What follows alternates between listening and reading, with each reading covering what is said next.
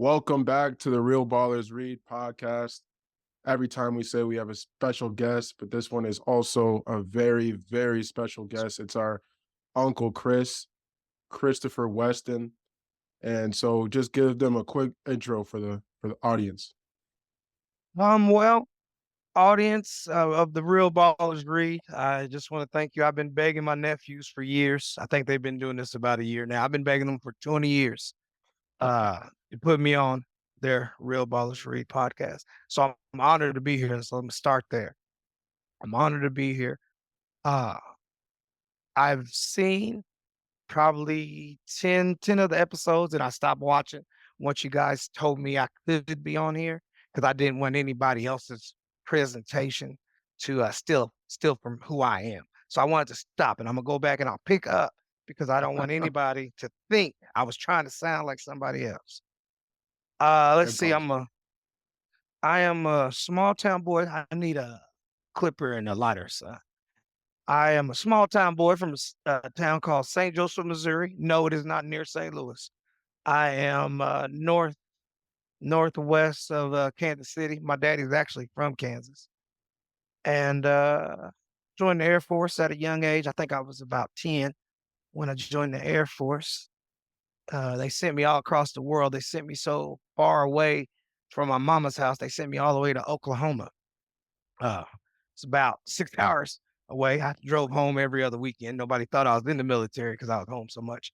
And when I was in Oklahoma, met a lot of great people, learned a lot of great things about myself. Um, happened to run into one of the best HBCUs, best colleges, best places ever, Langston University, where I got my master's in education. I was actually the top graduate. Look that up. I can't believe it either. Um, while doing all that, I was in constant communication with who I was raised by, my family. Thomas Eugene Mitchell, my lovely mother, Vanessa Laverne Weston. Thomas Eugene Mitchell. He is a big old scary guy. And the funny thing about that big old scary guy is he read a lot. Didn't read it all. Okay. I didn't read it all. Like these glasses, I really only used to read, and I didn't know I needed glasses till I was 23. That's how much I didn't read. It has a lot to do with the American public school system and the type of teachers I was raised by. Okay. They used to criticize me for how I spoke and not how I read. I hope you gentlemen, hope no one else, I hope you know who's teaching your children in America and the world. You know, you want to make sure the love of reading was hard for me to find, but my father realized I wasn't reading and he challenged me. He challenged me. He used a lot of great books. And the fifth book my dad brought to me was the book we're going to talk about today.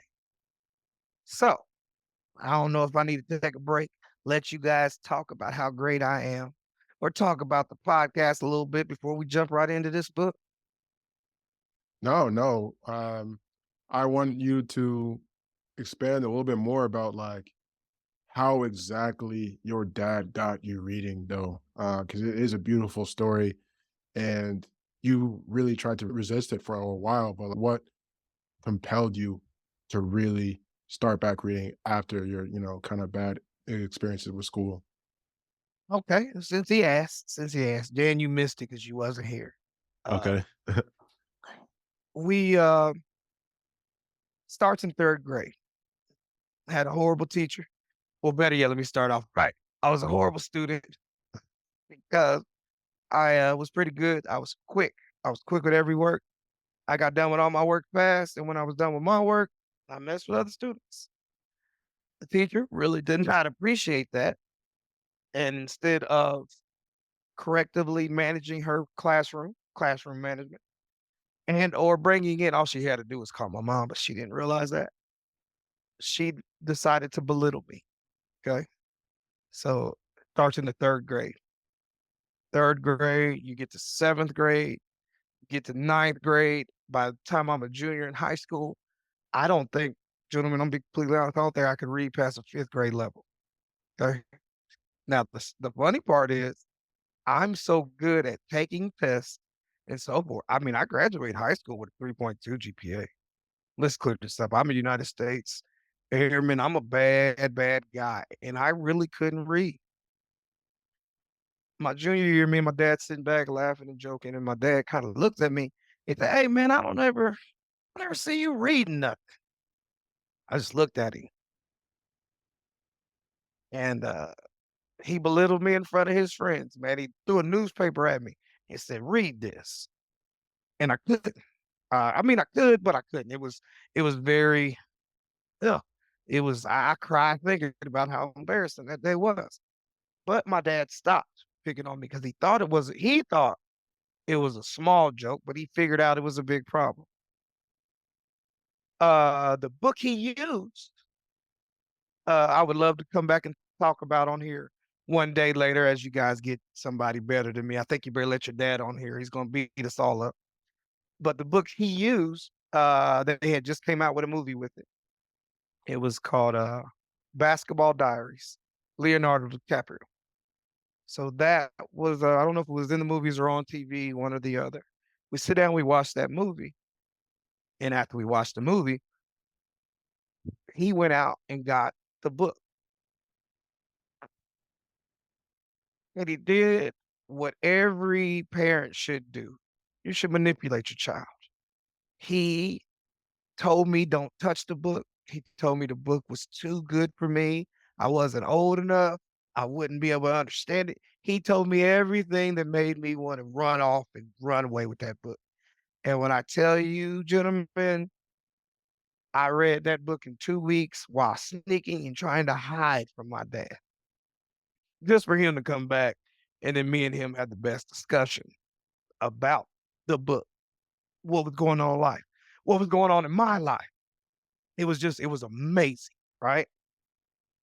And then he was quick to say what most of us say. The book, the movie did the book no justice. So, Basketball Diaries, Leonardo DiCaprio, great movie. The book is way better.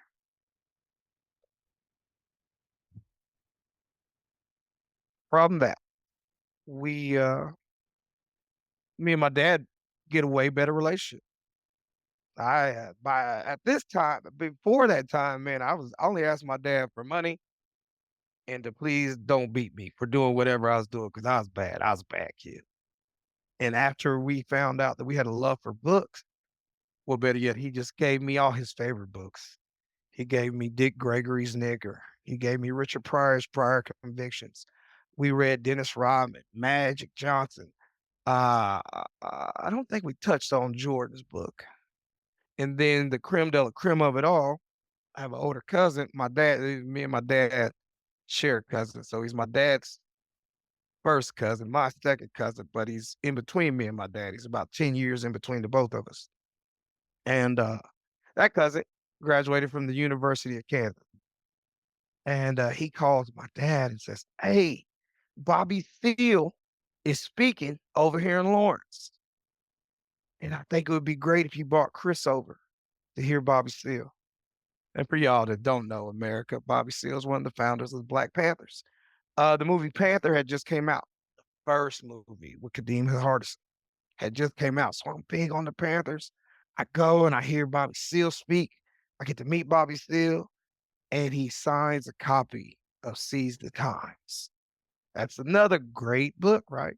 I'm telling you, I'll be on this show once a year, once a month. Y'all mess with me. I'm trying to tell you, I love to read now, right?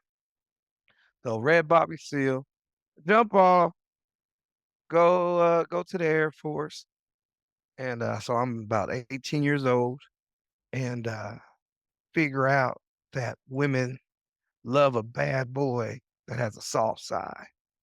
So what do I do? Start reading poetry. One of the best poets ever, man. Everybody knows Langston Hughes. Langston Hughes is from Joplin, Missouri. I'm from Missouri. Come on, girl, get to know me. So we start reading Langston, and I'm loving it, man. The dude's tight. reminds me of rap, man. They come to find out he literally is um titled his poetry was called jazzy poetry because of the way it rhymed and went with the times, you know. And come home and I'm telling my dad about how I smooth talk some woman using a Langston Hughes poem, and he laughed. And he said, "Man, I forgot that Langston Hughes wrote poetry." And I was so confused. I said, "What do you mean you forgot he wrote poetry? What? That's Yeah. all he does." He Yeah. said, "What?" No, Langston Hughes is one of the best novelists I've ever read." So now I'm looking at my dad like, "Are you sure we talking about the same person?" Mind you, I'm 19 years old, so I know everything. And my dad said, "Boy, you don't know nothing." And then he goes off and he names some great books, man. The Ways of White Folks, um, Not Without Laughter. Oh God, Mulebone, right? But that was a joint production between him, Zorno Near Hurston. You know, like I'm just sitting back looking at my dad like he's crazy. But luckily for my dad, he was proven right because the internet showed me that there were some Langston books. But he said that his favorite by far was Simple Speaks His Mind. When I went to find Simple Speaks His Mind, it was out of print. So let's see. It's probably let's call it it's probably 2000. So I'm on the one right before 9/11. I'm on a search. I got to go find Simple Speaks His Mind. I'm at all the little thrift hand, secondhand bookstores, all online. I'm all over the place. Can't find a copy. Jeff Bezos had just invented Amazon. Not just, but still.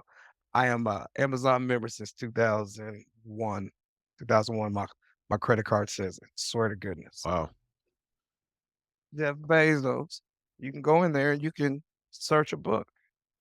And if they didn't have it, you can put it on your wish list. Amazon, let me a notice told me that somebody was selling it for 85.99. I had never ever spent $20 on a book, let alone 85.99. Oh, wow. Yeah, I hadn't went to college yet either, so that was, my heart was broken about 2 years later, but we'll get to that. So I send off and I get this book, and I read this book in 3 days.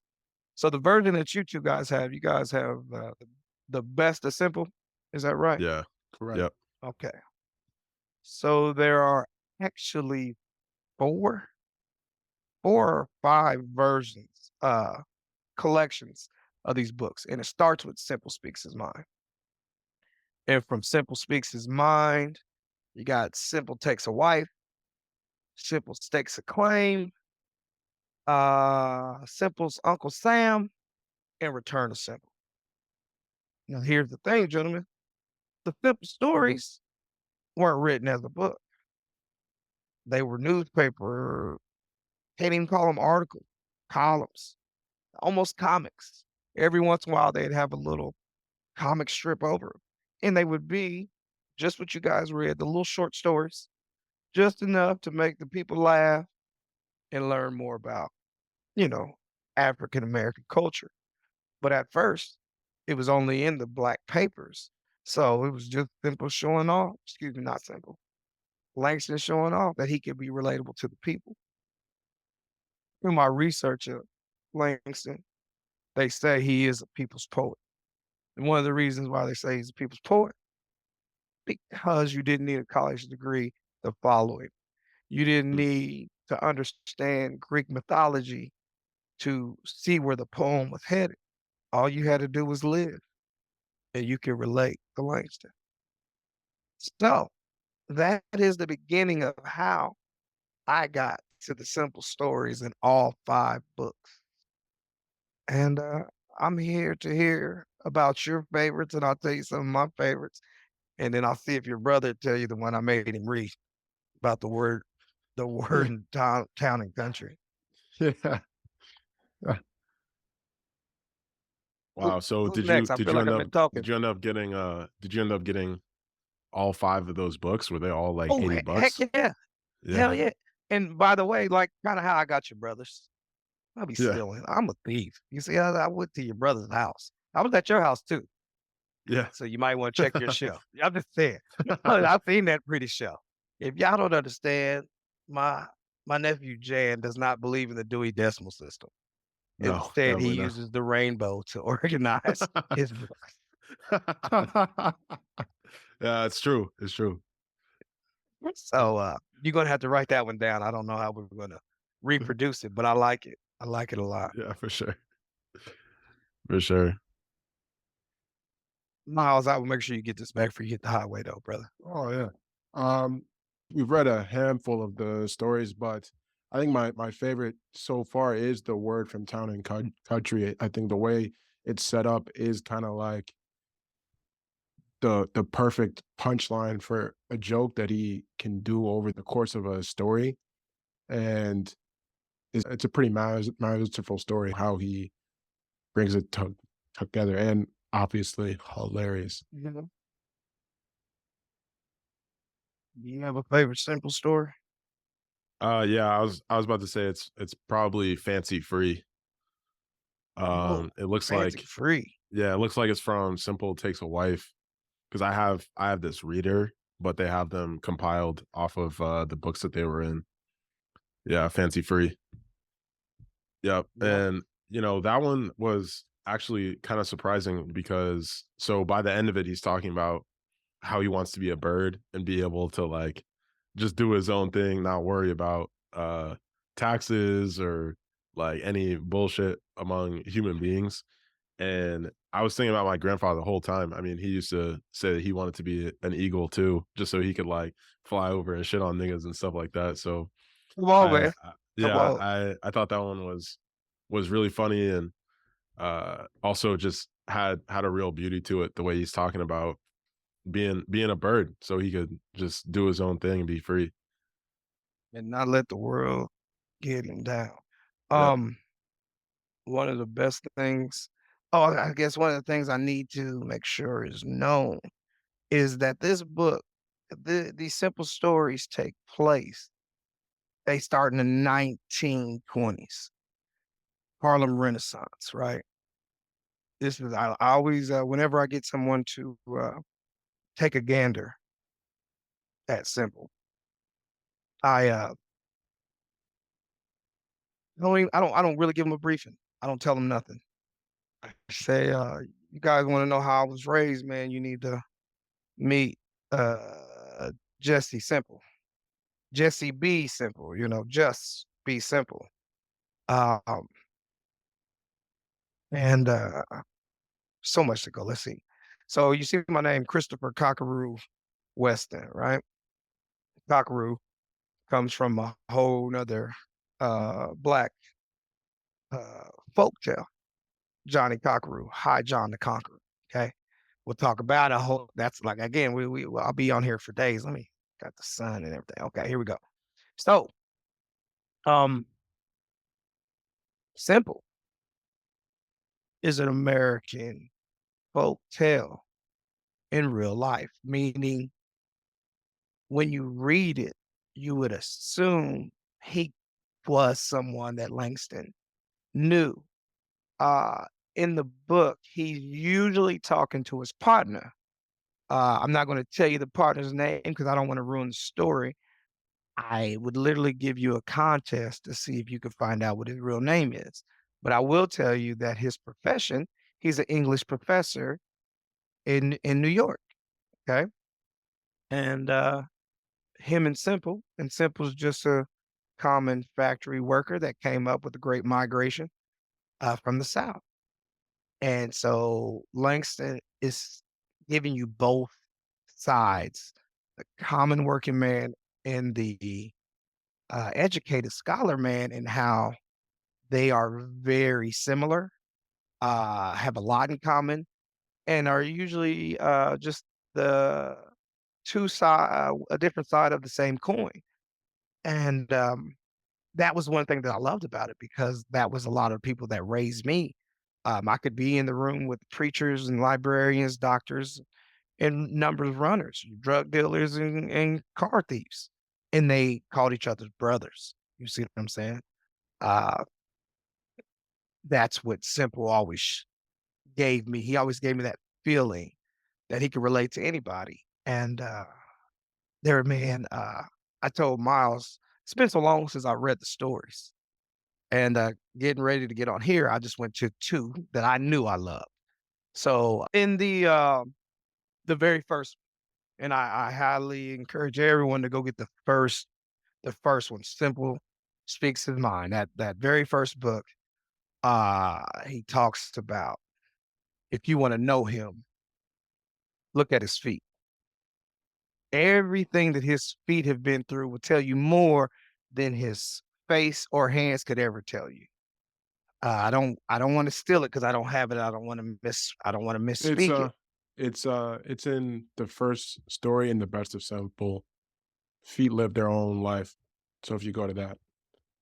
Let me see if I can get the description while we get the people looking at how beautiful I am. I know they're very feet live their own life, Yeah. right? Now, when you read, just the commentary of him and his buddy and how they're picking on each other the whole time. The whole time they are jigging and jiving with each other. Um, let's see if I can get it real fast. I mean, he in a simple story about his feet, he can tell you how he feels about marriage, a woman's a woman in respecting their man, what a man's supposed to do for a woman and all that, and also how he feels about his place in this world. All in a simple story. You know what I mean? You'd be like, "We're just learning about your feet." And, let's see. Goodness gracious. See, Miles, I told you, you were supposed to, tell me what to talk about. I'd be way better. Okay. No, you're, great. But I don't okay, so this is where he's going. So he basically his buddy's mad 'cause, he said, I don't appreciate you telling me that I could learn more for your feet. I'm looking at your feet, all I see is some raggedy shoes." So he said, "I'm still looking at your feet, and I swear they don't reveal your life to me. Your feet are no open book." And then this is where Simple says, "You have eyes, but you see not. These feet have stood on every rock from the Rock of Ages to 135th and Lenox. These feet have supported everything from a cotton bale to a hungry woman. These feet have walked 10,000 miles working for the white folks and another 10,000 keeping up with colored. These feet have stood at altars, crap tables, free lunches, bars, graves, kitchen doors, betting windows, hospital clinics, WPA desks, Social Security railing, and all kinds of lines from soup lines to the draft. If I just had 4 feet, I could have stood in more places longer. As it is, I done worn out 700 pairs of shoes, 89 tennis shoes, 12 summer sandals, and also 6 loafers. The sock the socks that these feet have bought could have built a kidding mill. The corns I have cut away with this oh, well, that I could have cut away with dull a German razor. The bunions I have forgot about would make you ache from now to Judgment Day. If anybody was to write the history of my life, they should start with my feet. See what I'm saying? And again, that story takes up 3 little pages. I Yeah. invite everybody to start your day, if not your week, with a simple story, and you'll just I mean, I'm telling you, get up chuckling. Mhm. Um, When you think about the cigar lounge and the bar, you're a tender and a cigar lounge extraordinaire. master storyteller. When you think about those places and spaces, how do the simple Um, stories compare, or how do you see them uh, holding up in the modern day?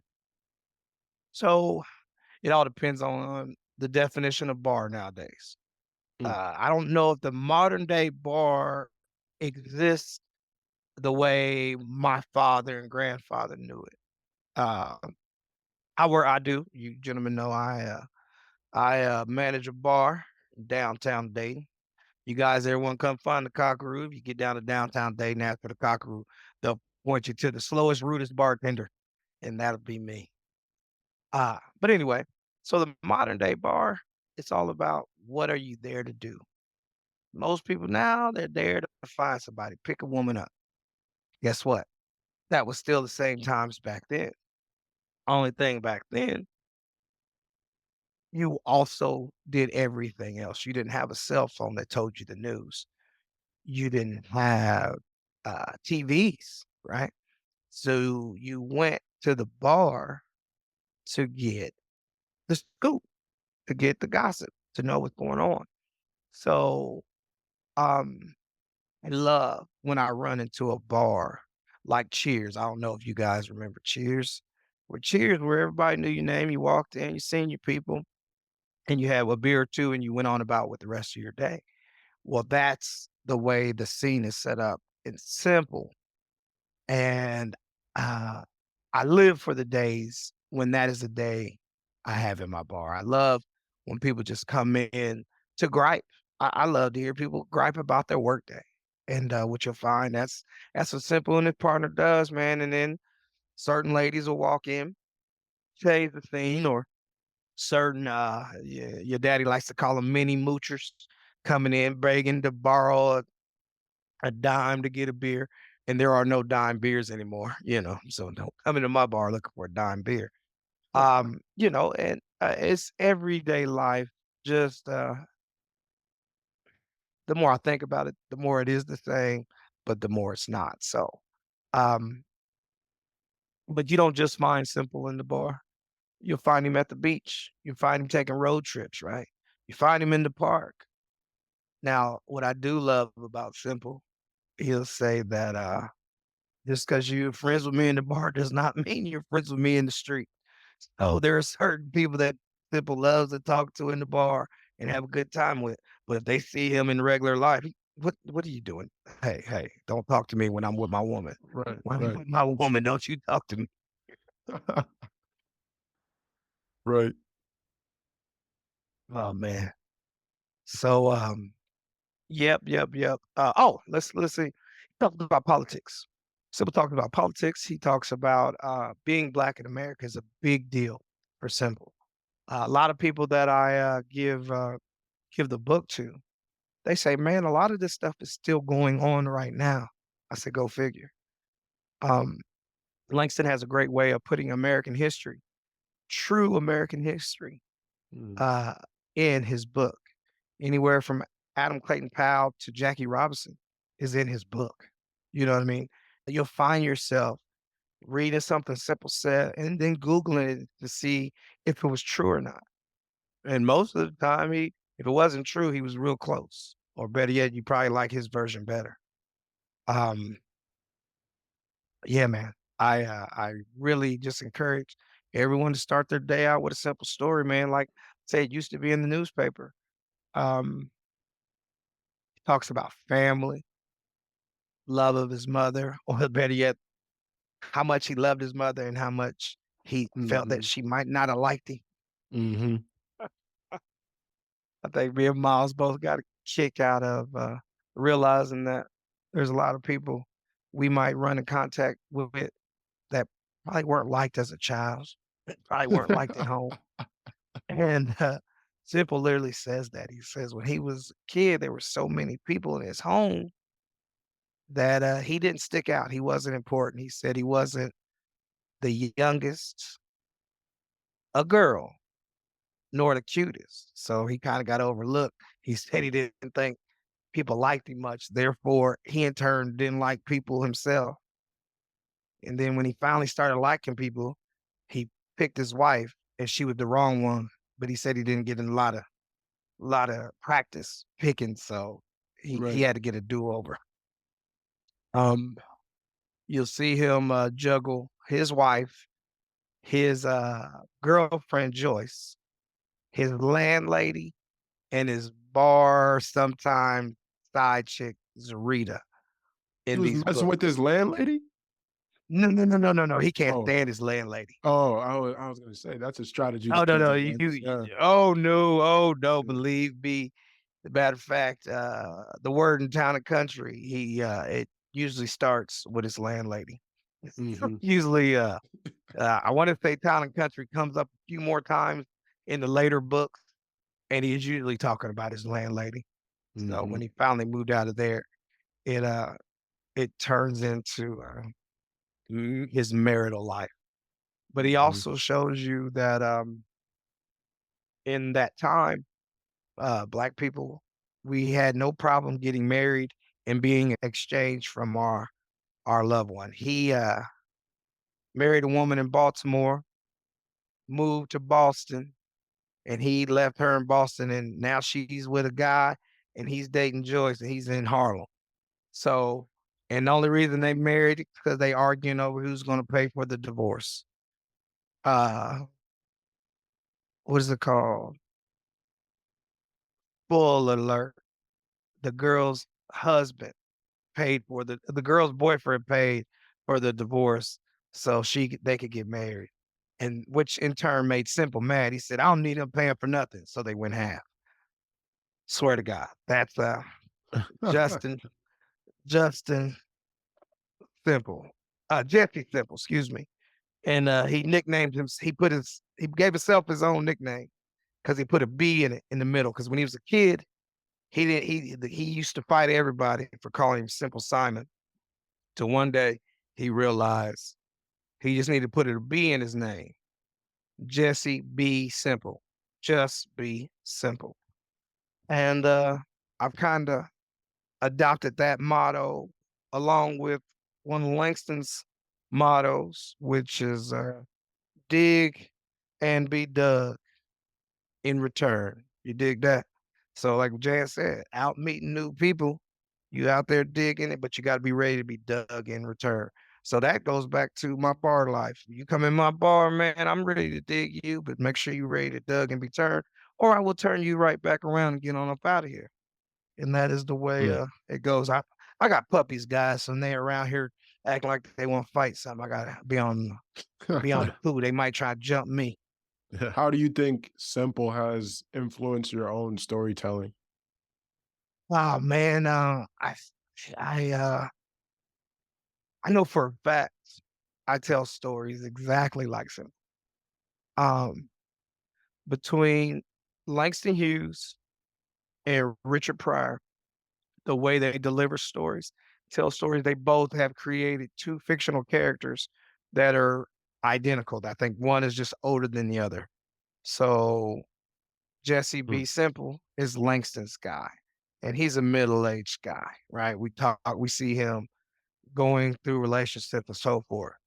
Richard Pryor, on the other hand, created a character called Mudbone, and Mudbone is an older man when we meet him, right? And Mudbone, like he sound like that old drunken wino that tells you stories. So between the both of them, along mixed in with a little bit of my dad and a little bit of my Uncle Doug and a little bit of my grandfather, that is where I get my storytelling from. mm. I get highly motivated when people ask me to tell another story. Yeah, we're definitely gonna be doing that too. But what makes Mudbone and Simple so funny? What makes you funny as a storyteller? Relatable.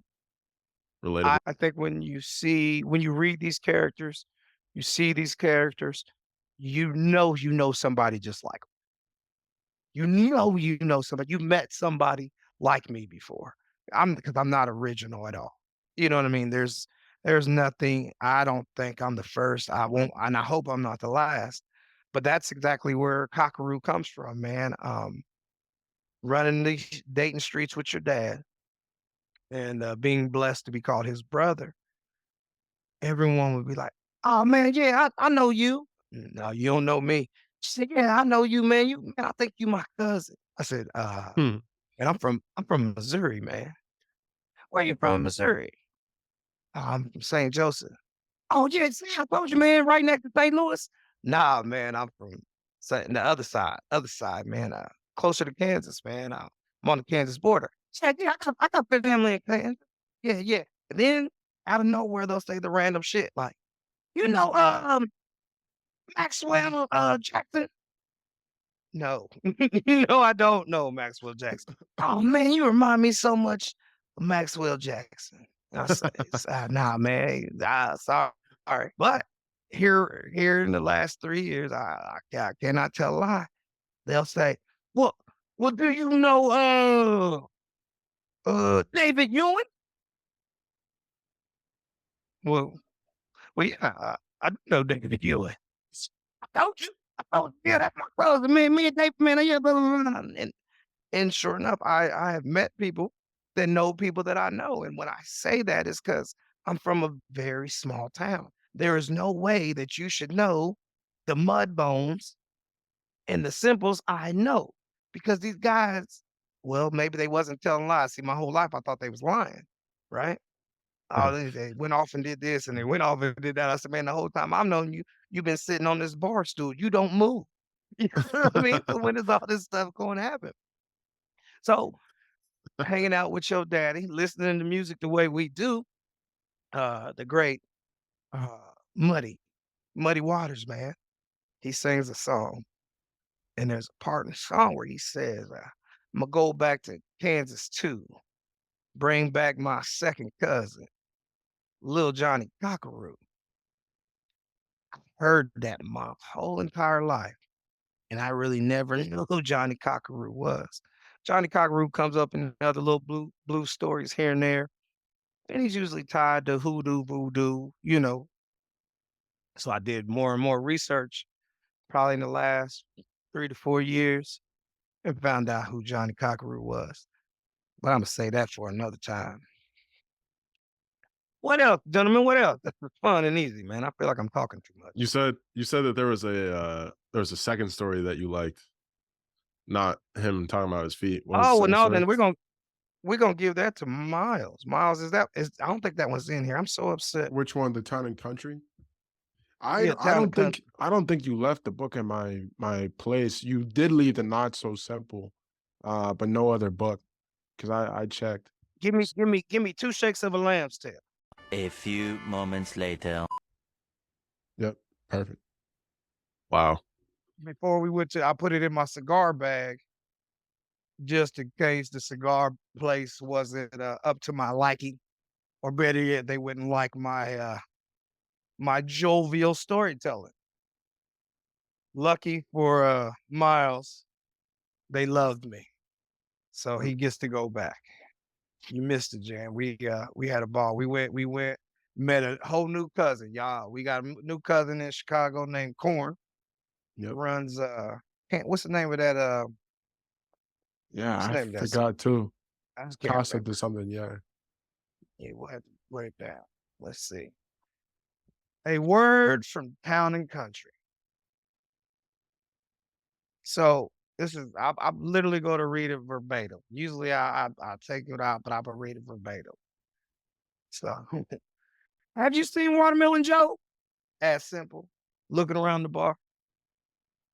No, I have not. I said, why? He owes me a quarter. Did do you expect to get it back? No. Then why did you lend it to him? I asked. For some people, you expect to get nothing back. Explained Simple. But you does for them right on. Why? I pursued the question. Why do you do for a dog? Why do you do for a woman? Surely you do not put women and dogs in the same class, I asked. Sometimes both of them are a Simple begin. That is not a polite word. I said, it will get you in the doghouse with the ladies, and there are ladies in this bar. The word for a lady dog is a polite word, Simple said. I have seen it in town and country, which my boss's wife reads. Harlem does not read town and country, I said. Colored people think bitch is a bad word, not a female hound. Now we're using it in the good way to mean a woman in a house, said Simple. Swear to God. I, I was like, but I were using it in a good way to mean a woman in the house. How far have we came in society? Right. I don't know. Now I know. I don't I know. know women that be in my bitches. They must have read Simple, and I just didn't know it. Simple's more popular than I thought. Okay. In polite company, you do not use it for a female unless you mean it to be a hound, I said. I don't I do not I do not mean it to be a hound now, said Simple. I mean it to be a woman who acts like a hound. Then you're using it in a profane sense, I said, and you're insulting womankind. My mother was a woman, said Simple, and I would not insult her, but you would insult my mother, I said, if applying the term to womankind. I don't even know your mother, man, said Simple. Well, I would appreciate if you did not talk about her now, I said, in the same breath with female hounds. You must be drunk, said Simple. I didn't mention your mother. Stop mentioning my mother, I said. So how can you say that? I did not say she was that word I saw in town and country, said Simple. You better not, I said. But women in general are, said Simple. Your mother is a woman. I mean, not including your mother and mine, said Simple. You're still making it rather broad, I said. I also know some other women who I highly respect. I will leave them out, said Simple. But you know what I mean. Women is women. When you do for them, it's just about the same as doing for Watermelon Joe. You do not expect to get anything back. What do you want back? I asked. A little bit of money? The little bit of money you spent? No, said Simple. I want love, respect, attention. Hey, here's your slippers, Daddy, when I come home. Not, where's the pound of butter I told you to bring? And I say, oh, woman, I just forgot. Then she says, it's funny you can remember your cousin Josephine's birthday and send her a card, which costs a quarter, and you can't remember to get a pound of butter for your own home. No, you neglect what is nearest to you. I am your wife, remember? Then I say, of course you are my wife, Isabel, and I did not forget you. I just forgot the butter. Do you want to make something out of it? Yeah, she says, I want to make something out of it. You do not work no harder than me, and yet you expect me to do the shopping, cooking, cleaning, wash your filthy clothes too when I come home? Yes, I think you should remember that butter. You really going down to that old bar right now and eyeball those loose women's. Only she didn't say women's. She said that word in town and country. And all I could think of to say back, it's a lie. You are the only word, you are the only word that's in town and country. But I gave that all day, and you hurt my eye. That's crazy. Then it was on. And that's why we didn't stay together. A woman is evil. And when a man is tired, sometimes only word he can think of to say is the one that white folks use for dogs because it's disrespectful to women, I said. That's why. But that is what they is. Said Simple. Be careful. My mother is a woman, I said. I'm not talking about your mother, neither about my mother, said Simple. I'm just talking about women. Your mother was not a man, was she? I don't play the dozens when I'm drinking, said Simple. And that is probably my favorite, you know, story. Yeah, that one is just set up so perfectly. Um, what are some other books from Langston Hughes that, also had a just big impact on you aside from the simple stories? Oh man. So I don't remember the story right offhand Mhm. in my because I want to say it's in a later book.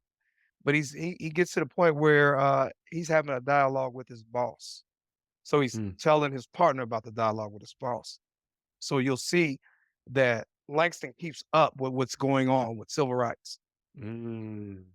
I want it to be said that Langston Hughes is praised for being one of the leaders of the major leaders in the Harlem Renaissance. Life doesn't stop with the Harlem Renaissance like a lot of the other artists from the Harlem Renaissance. Langston Hughes goes all the way to 1969, up to the day he dies. He's still writing and composing. So he gets to the part where equal rights becomes a thing, and he's talking to his white boss that likes talking to him because he doesn't get as irate or he doesn't shy away from the conversation as the typical black men in those times that did not want to either lose their jobs or was mad at the world. He was more someone that you can have a conversation with. So in the story, uh, the white boss calls him into his office after reading an article by this person or that person. He says, "Man, Simple, what's wrong with colored people?" And Simple then gives a great dialogue about, "I don't know what makes you think I can speak for all colored people." Right? And then he just goes off, but he said, "I can speak for me and I can speak for the way you treat me. So this is what's wrong with the way you treat me. If this is what you want to know." When I seen that, when I read that, I think I was 25 years old Mm. and I was transitioning careers. I was getting out of the military and I was going to work for the FAA. And as I was coming back, the military wanted to hire me back as a civilian. And I had a long talk with the people that were hiring me, and I let them know, like, "Hey, the way you treated me as an airman will not be the way you treat me as a mister. There's a difference. See, I sign my name up. I'm a be a servant of the United States military. But when I come back as a civilian with my degree and my expertise that you guys called me for, yeah, there will be a different way that you talk to me." And when I tell you, I remembered the way Simple addressed his boss, not with anger, not with ducking and jiving, as they would say, but no, you'll talk to me as a man. So that was one of the best things that I ever seen him do in most all his stories. Whoever he interacted with, he would make sure he wasn't in harm's way unless he needed to be in harm's way.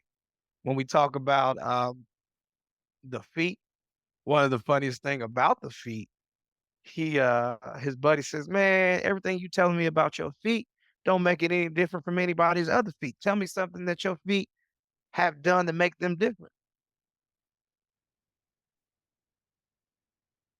He then remembers a story of when his right foot kicked the window out of a white department store during the Harlem riots. He said, "No other foot in the world kicked that window out but mine," right?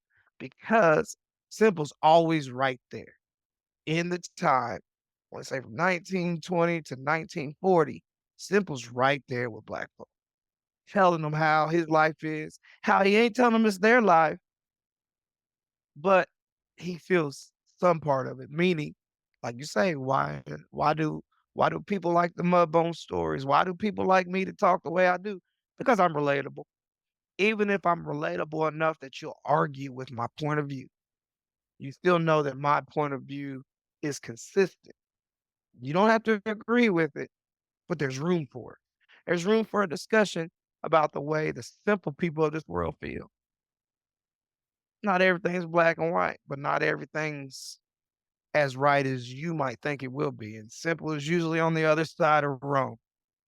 Me too, right? They don't ever accuse me of being right because I'm left-handed. Write that one down, Jan. You can have that. You know, All right, bet. Thanks. can't ever be right. I'm left-handed. Mhm. What's next, gentlemen? This is man. Y'all gonna make me famous. Yeah, trying Trying to, to. you know? Exactly. Like, oh, man, let me see. I Mm. think I had some other notes I wanted to do. Let's see. I wrote a little fact sheet about Langston just in case, right? So he was born in 1902 and died in 1967. They got him down as an American poet, social activist, novelist, playwright, communist, columnist from Joplin, Missouri. Now everybody says, "Oh yeah, he's from Joplin, Missouri." Well, the reality is, nah, he's more Missouri than that. He went from Joplin to Lawrence, Kansas. Lawrence, Kansas is where KU is. It's on the other side of Kansas City. Unlike Donald Trump, there are two Kansas cities if you're in the world. There's Kansas City, Kansas, Kansas City, Missouri. Kansas City, Kansas, Kansas City, Missouri doesn't mean anything to real ballers can read because it's Kansas City. You flying into Kansas City, you flying into one airport. You're rooting for the Chiefs.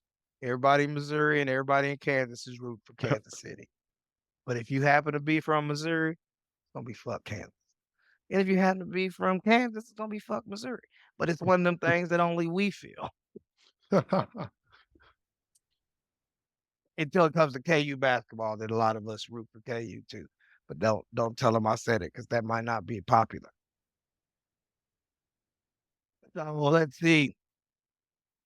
Dig to be dug and dig and be dug in return. He's a poet of the people. Mhm. He writes his poetry and fiction in a way that it makes it accessible to just about everybody. You don't have to have a college degree.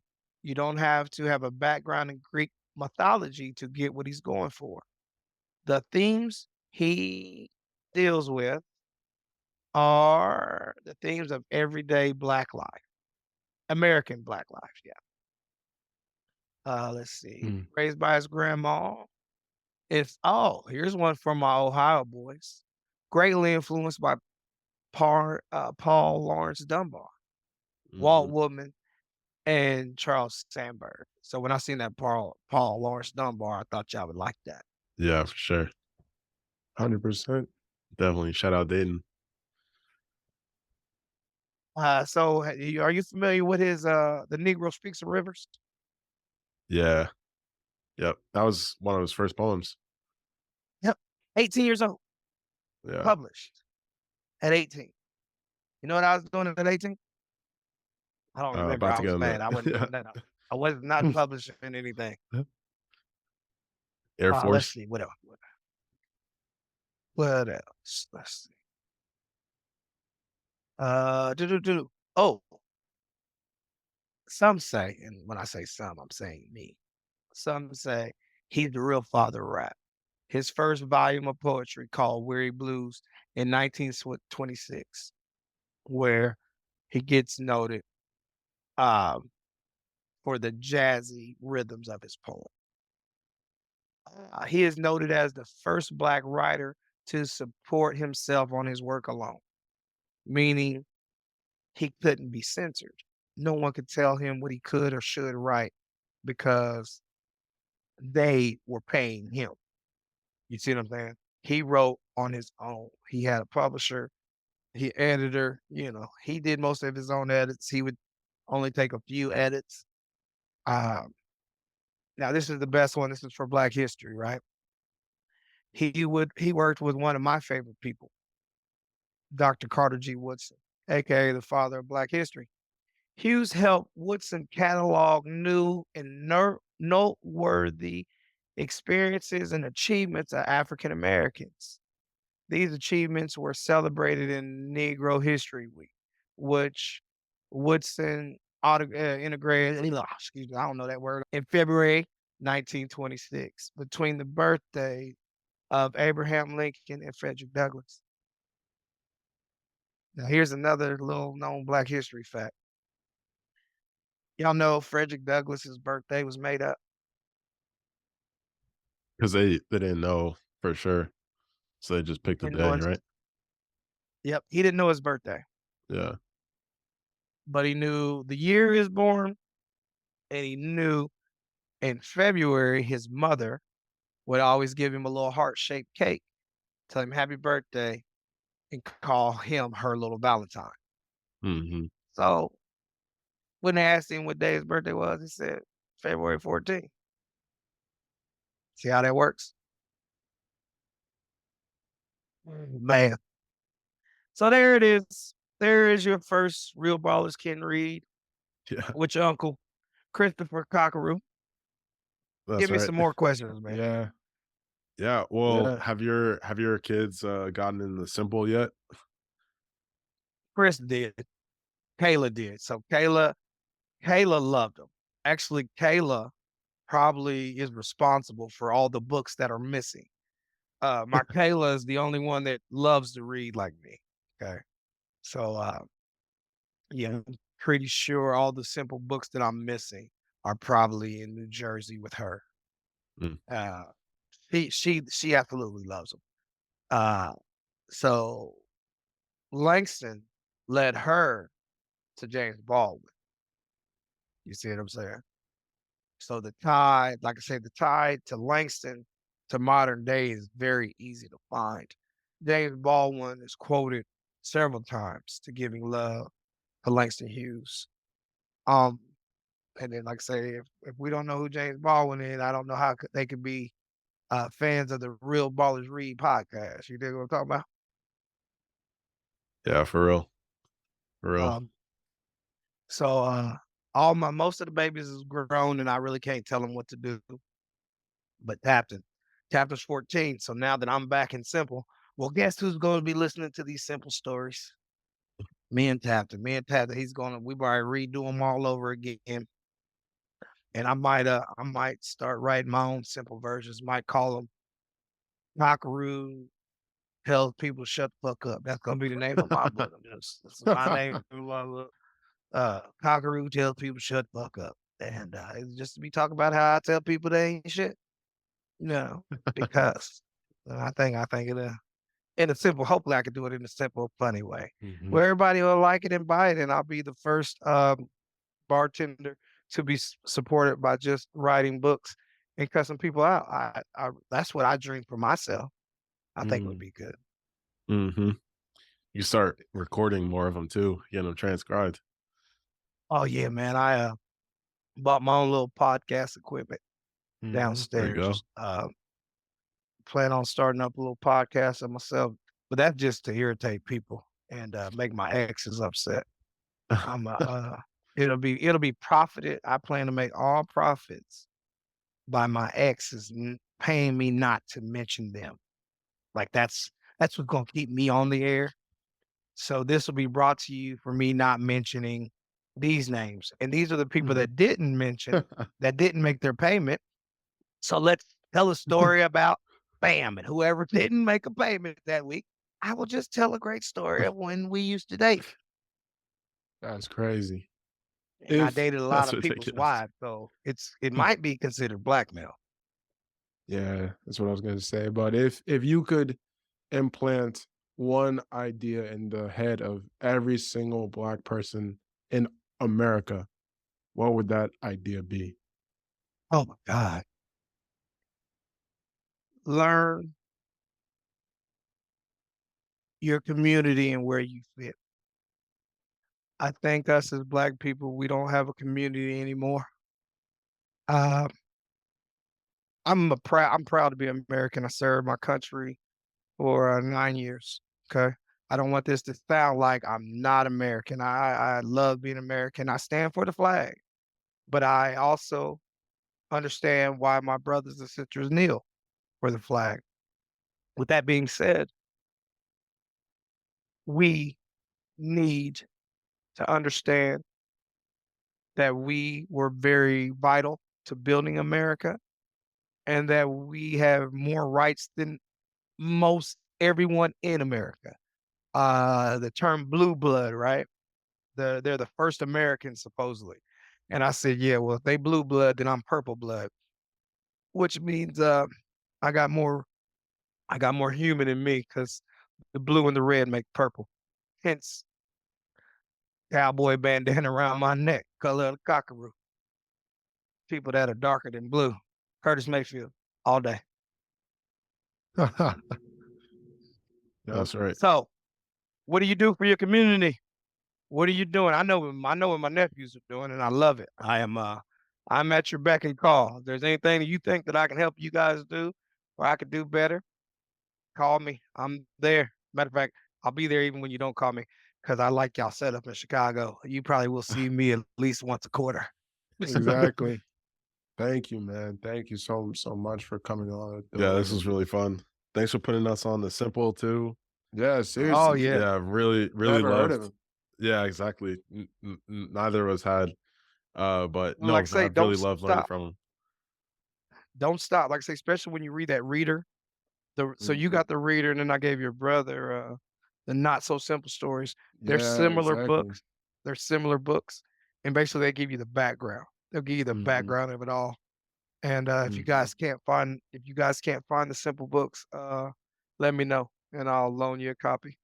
Mhm. No, Okay, bet. I'm try and Appreciate get that. our library to buy the whole collection because yeah, they are pricey on Amazon, but they should have it. It's Yeah, that's a great if point. they're available. So yeah, There's a lot of people that don't know. Like say, America got to tell you, they get to tell you your Black history. So that's yep, a second thing I would tell my Black folks: go learn your history for yourself. Hmm. hmm If they're telling it to you, there's probably a beneficial reason for them to tell you. So the poems that they love to give you, "I Too Sing of America" is a great poem, right? That they gave you that in the Great Debaters, right? Yeah, That hmm was Denzel Washington did a great job, right? yeah, As soon as he started saying that, I started saying it too, and my daughter looked at me like, "Daddy, how do you know that?" I said, "That's Langston Hughes." hmm You know, hoping that maybe my kids would jump in, but no, man, my kids are worse than me at their age. So God bless them. But again, uh, there's one collection of poetry because I know you gentlemen do like poetry. The Panther and the Lad. It was actually his last bit of poetry. It's the most civil rights themed poetry he's ever written. So have fun with that and talk to me. Like I say, I got about 27 other books uh that I love to talk about. But you guys got to give me about a month ahead so I can go back and reread. right. The Panther and the Lash, right?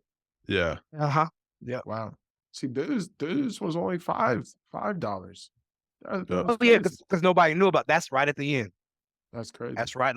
That's like in the last year of his life. I want to say that one was written. hmm And it is not the Langston that America likes, you know, kind of Indeed. like the last few years of Dr. King's life. We never really Right. heard it back because America didn't like Yeah. it. So believe me, they're gonna tell you about his dream. Hey, listen, listen, Yeah. listen. We'll be on here Interesting. all day. Okay. We'll be on here all day. Man. Yeah, I'm here for it. I'm here for it. So let me get up, put some nourishment in my body. Yep. I love y'all. I'll talk to Much y'all by the love. end of the week. Yes, All right sir. now. Yeah. No, absolutely. Thank The you so much, episode Uncle will be up Chris. Friday. Yep. Thank you. Hey. All right. All right, baby. Thank you. See you. Salute.